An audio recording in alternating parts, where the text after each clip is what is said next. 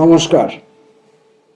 বঙ্কিমচন্দ্র চট্টোপাধ্যায়ের রচনা উপন্যাস আনন্দমঠ থেকে আমাদের পড়াশোনা চলছে। চতুর্থ খণ্ড তথা অন্তিম খণ্ডের আজকের পাঠ পর্ব চতুর্থ পরিচ্ছেদ থেকে শুরু।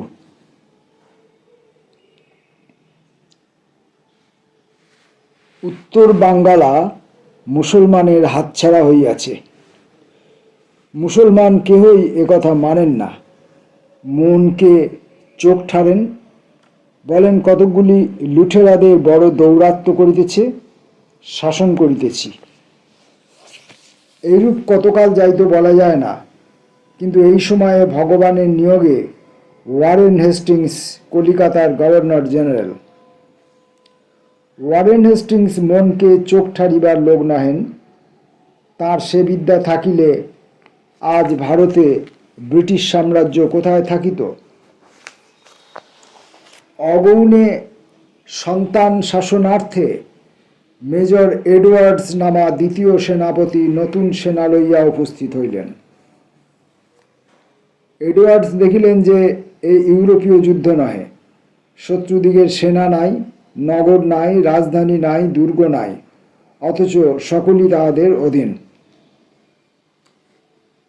যেদিন যেখানে ব্রিটিশ সেনার শিবির, সেই দিনের জন্য সে স্থান ব্রিটিশ সেনার অধীন। তার পরদিন ব্রিটিশ সেনা চলিয়ে গেল তো অমনি চারিদিক হইতে বন্দে মাতরম গীত হইতে লাগিল। সাহেব খুঁজিয়া পান না কোথা হইতে ইহারা পিপিলিকার মতো এক রাত্রে নির্গত হইয়া যায়। যে গ্রাম ইংরেজের বশীভূত হয় তাহা দাহ করিয়া যায়, অথবা অল্প সংখ্যক ব্রিটিশ সেনা পাইলে তৎক্ষণাৎ সংহার করে। অনুসন্ধান করিতে করিতে সাহেব জানিলেন যে পদচিহ্নে ইহারা দুর্গ নির্মাণ করিয়া সেইখানে আপনাদিগের অস্ত্রাগার ও ধনাগার রক্ষা করিতেছে। অতএব সেই দুর্গ অধিকার করা বিধেয় বলিয়া স্থির করিলেন। চরের দ্বারা তিনি সংবাদ লইতে লাগিলেন যে পদচিহ্নে কত সন্তান থাকে। যে সংবাদ পাইলেন তাহাতে তিনি সহসা দুর্গ আক্রমণ করা বিধেয় বিবেচনা করিলেন না, মনে মনে এক অপূর্ব কৌশল উদ্ভাবন করিলেন। মাঘী পূর্ণিমার সম্মুখে উপস্থিত, তাহার শিবিরের অদূরবর্তী নদী তীরে একটা মেলা হইবে। এবার মেলায় বড় ঘটা। সহজে মেলায় লক্ষ লোকের সমাগম হইয়া থাকে। এবার বৈষ্ণবের রাজ্য হইয়াছে। বৈষ্ণবেরা মেলায় আসিয়া বড় জাঁক করিবে সংকল্প করিয়াছে। অতএব যাবতীয় সন্তানগণের পূর্ণিমার দিন মেলায় একত্র সমাগম হইবে এমন সম্ভাবনা। মেজর এডওয়ার্ডস বিবেচনা করিলেন যে পদচিহ্নের রক্ষকেরাও সকলেই মেলায় আসিবার সম্ভাবনা। সেই সময় সহসা পদচিহ্নে গিয়া দুর্গ অধিকৃত করিবেন। এই অভিপ্রায় করিয়া মেজর রটনা করিলেন যে তিনি মেলা আক্রমণ করিবেন। এক ঠাঁই সকল বৈষ্ণব পাইয়া একদিনে শত্রু নিঃশেষ করিবেন, বৈষ্ণবের মেলা হইতে দিবেন না।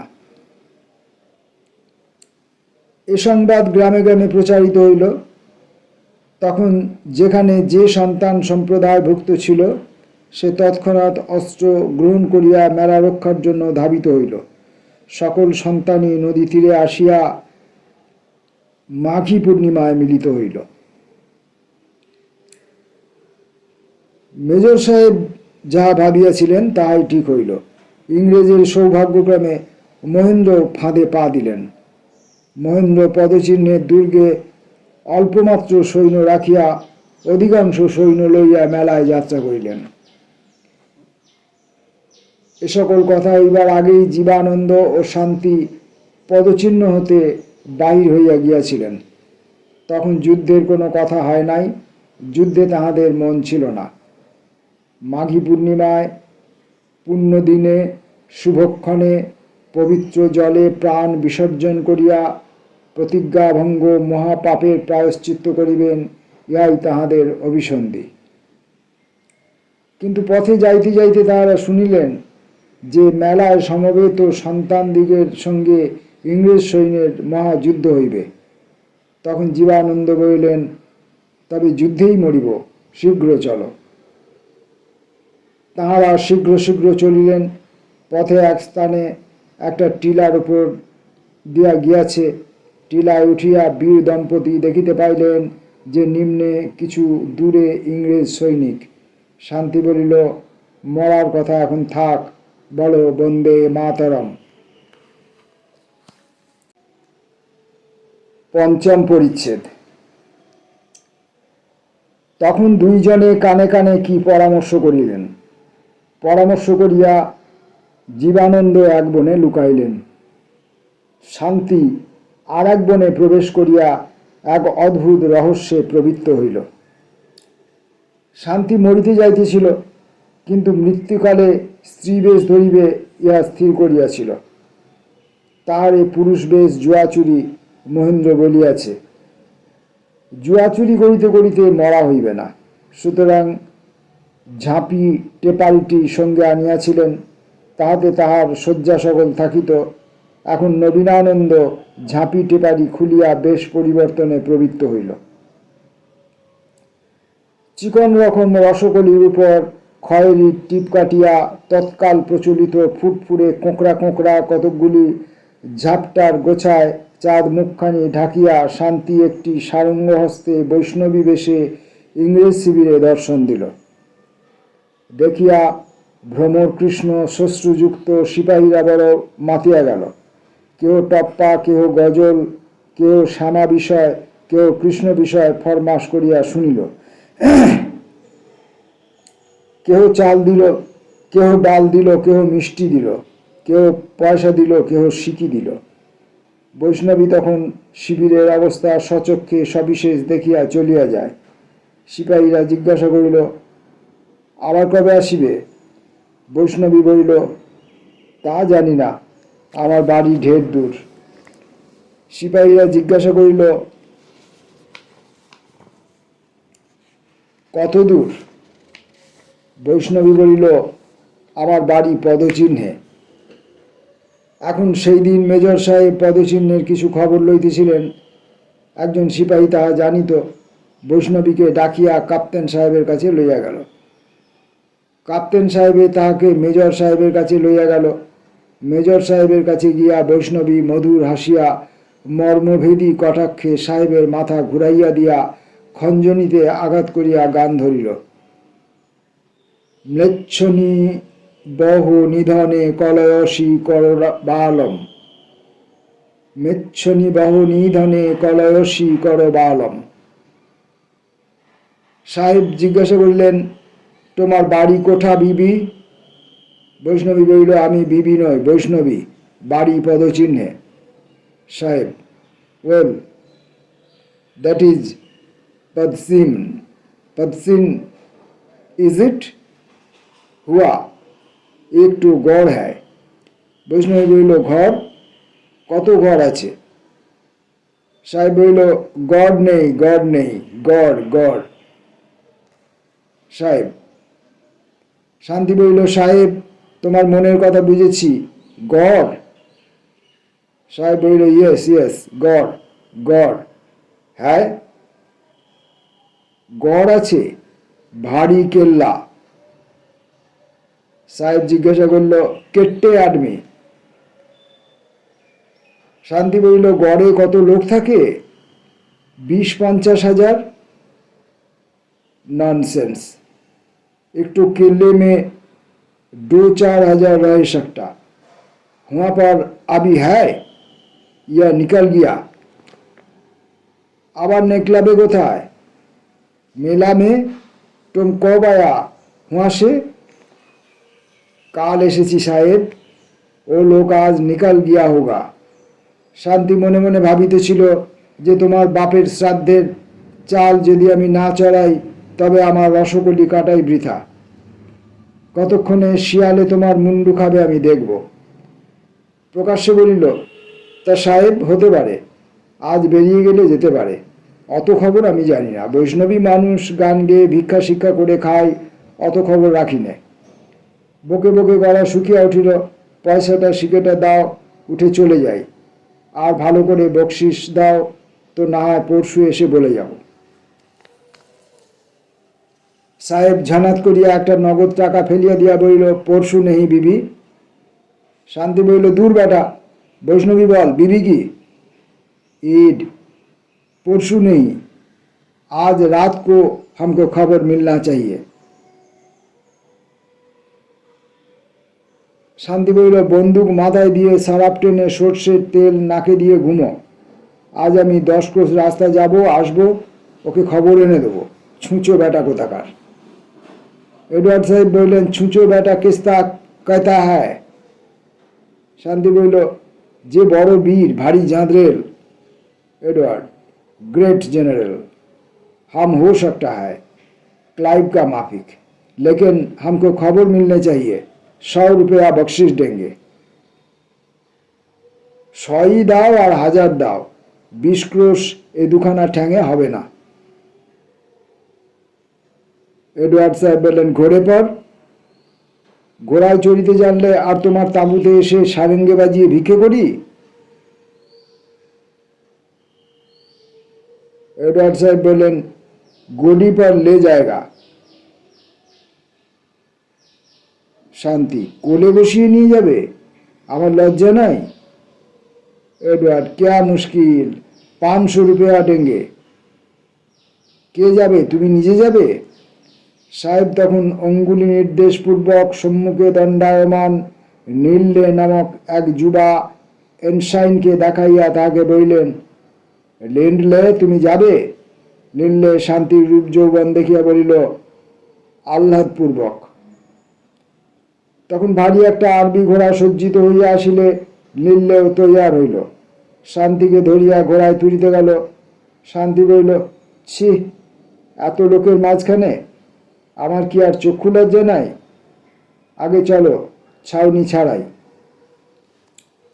লিন্ডলে ঘোড়ায় চড়িল। ঘোড়া ধীরে ধীরে হাঁটাইয়া চলিল। শান্তি পশ্চাৎ পশ্চাৎ হাঁটিয়া চলিল।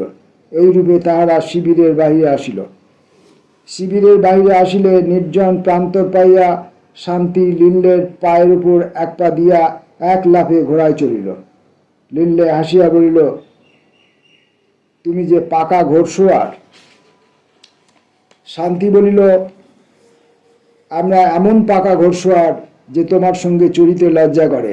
ছি, রেখা পায়ে দিয়ে ঘোড়ায় চড়া। একবার বড়াই করিবার জন্য লিন্ডলে রেখা হইতে পা লইল। শান্তি অমনি নির্বোধ ইংরেজের গলদেশে হস্তার্পণ করিয়া ঘোড়া হইতে ফেলিয়া দিল। শান্তি তখন অষ্টপৃষ্ঠে রীতিমতো আসন গ্রহণ করিয়া ঘোড়ার পেটে মলের ঘা মারিয়া বায়ুবেগে আরবিকে ছুটাইয়া দিল। শান্তি 4 বৎসর সন্তান সৈন্যের সঙ্গে সঙ্গে ফিরিয়া অশ্বারোহণ বিদ্যাও শিখিয়াছিল। তাহা না শিখিলে জীবানন্দের সঙ্গে কি বাস করিতে পারিত? লিন্ডলে পা ভাঙিয়া পড়িয়া রহিলেন। শান্তি বায়ুবেগে অশ্বপৃষ্ঠে চলিল। যে বনে জীবানন্দ লুকাইয়াছিলেন, শান্তি সেইখানে গিয়া জীবানন্দকে সকল সংবাদ অবগত করাইল। জীবানন্দ বলিলেন, তবে আমি শীঘ্র গিয়া মহেন্দ্রকে সতর্ক করি। তুমি মেলায় গিয়া সত্যানন্দকে খবর দাও। তুমি ঘোড়ায় যাও, প্রভু যেন শীঘ্র সংবাদ পান। তখন দুইজনে দুই দিকে ধাবিত হইল। বলা বৃথা, শান্তি আবার নবীনানন্দ হইল। 6ষ্ঠ পরিচ্ছেদ। এডওয়ার্ডস পাকা ইংরেজ। ঘাঁটিতে ঘাঁটিতে তাহার লোক ছিল। শীঘ্র তাহার নিকটে খবর পৌঁছিল যে ওই বৈষ্ণবীটা লিন্ডলে সাহেবকে ফেলিয়া দিয়া আপনি ঘোড়ায় চড়িয়া কোথায় চলিয়া গিয়াছে। শুনিয়াই এডওয়ার্ডস বলিলেন, an imp of Satan, strike the tents. তখন ঠক ঠক খটাখট তাম্বুর খোট্টায় মুগুরের ঘা পড়িতে লাগিল। মেঘ রচিত অমরাবতীর ন্যায় বস্ত্রনগরী অন্তর্হিতা হইল। মালগাড়িতে বোঝাই হইল।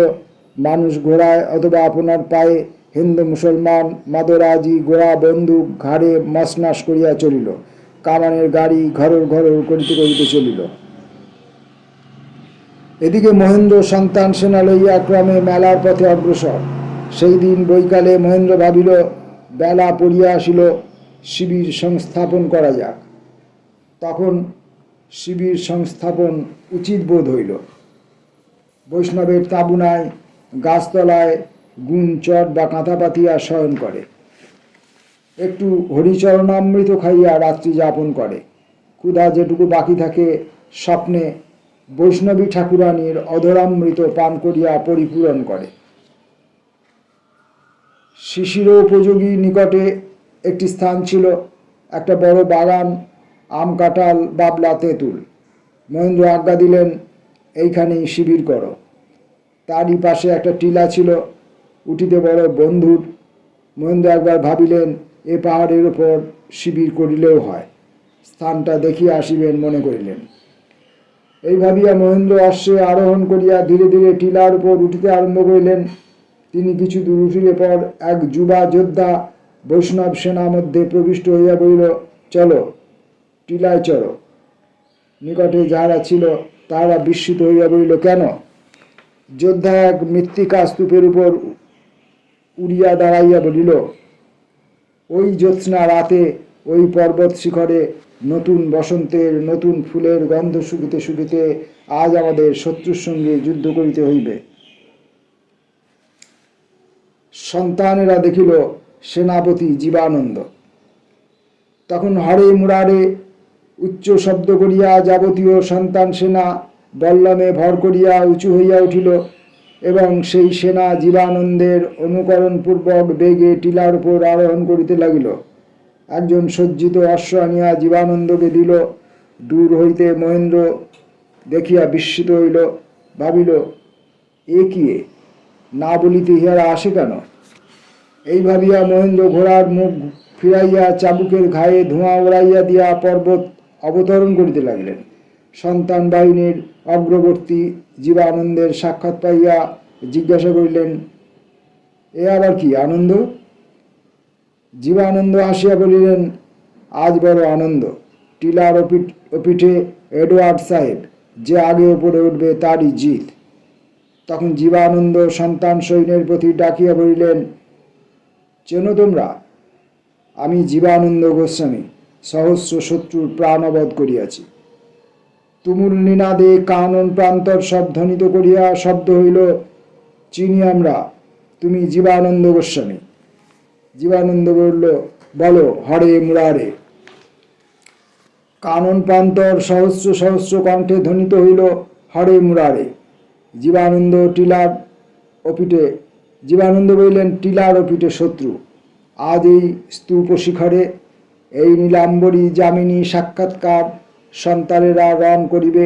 দ্রুত আইস, যে আগে শিখরে উঠিবে সেই জিতিবে। বলো, বন্দে মাতরম। তখন কানন প্রান্তর ধ্বনিত করিয়া গীত ধ্বনি উঠিল, বন্দে মাতরম। ধীরে ধীরে সন্তান সেনা পর্বত শিখর আরোহণ করিতে লাগিল, কিন্তু তাহারা সহসা সভয়ে দেখিল মহেন্দ্র সিংহ অতি দ্রুত বেগে স্তূপ হইতে অবতরণ করিতে করিতে তুর্যনিনাদ করিতেছেন। দেখিতে দেখিতে শিখর দেশে নীলাকাশ পটে কামান শ্রেণীর সহিত ইংরেজ গোলন্দাজ সেনা শোভিত হইয়াছে। উচ্চৈশ্বরে বৈষ্ণবী সেনা গাহিল, তুমি বিদ্যা, তুমি ভক্তি, তুমি মা বাহুতে শক্তি, তংহি প্রাণাহ শরীরে। কিন্তু ইংরেজের কামানের গুরুম গুরুম গুম শব্দে সে মহাগীতি শব্দ ভাসিয়া গেল। শত শত সন্তান হত আহত হইয়া অশ্ব সহিত টিলার উপর শুইল। আবার গুম গুম দধিচি রস্তিকে ব্যঙ্গ করিয়া সমুদ্রের তরঙ্গ ভঙ্গকে তুচ্ছ করিয়া ইংরেজের বজ্র গড়াইতে লাগিল। চাষার কর্তনী সম্মুখে সুপক্ষ ধান্যের ন্যায় সন্তান সেনা খণ্ড বিখণ্ড হইয়া ধরাশায়ী হইতে লাগিল। বৃথায় জীবানন্দ, বৃথায় মহেন্দ্র যত্ন করিতে লাগিলেন।